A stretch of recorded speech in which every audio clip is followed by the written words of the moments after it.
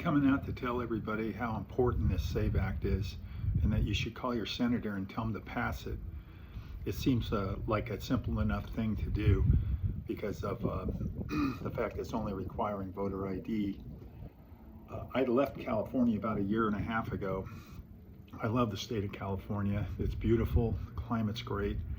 I grew up in Redding, California, northern part. Absolutely beautiful place to live. And I got to tell you what happened there. Since Arnold Schwarzenegger was about a third the way through his term and they started to blackmail him with his love child, he was pretty much deballed the rest of the administration. We haven't had any representation as conservatives or Republicans in that state, and there's a reason for that.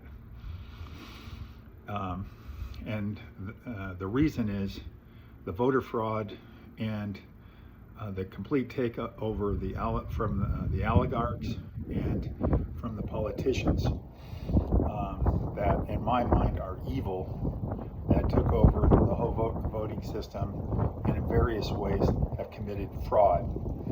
And I'm just going to refer you to a few things. Go to Nick Shirley's latest video and he'll show you some of the evidence of the voter fraud that's occurred there. And I'm saying too that Democrats, I have a lot of friends. I just played golf with a guy that was a Democrat, and I'm not saying that the people generally that are Democrats are the bad people. I'm saying that the people that are running the Democratic Party, I'm saying that the politicians at the top that are running the party, they're evil and they're corrupt. When Joe Biden said in 2020 that they've set up the greatest voter fraud system, he was right. He was absolutely correct.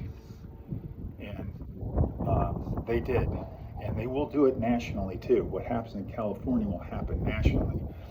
If you want a state or a country to go completely downhill, have a single party system like the Democrats running it, and with they have had no need to moderate any of their views. They've had no need to do any of that because they knew that they were going to get elected anyway, that they were going to get help, that there was going to be fraud committed. And voter ID and cleaning up the voting rolls is the only way to save this country. I don't care, this Iran war or any other thing. That's completely different. This is the most important thing. And if we can't get our heads around it and we can't understand what's going on and we can't call our senators to get this thing over the line, then we're going to lose this country. We're definitely going to lose it. I saw California go downhill.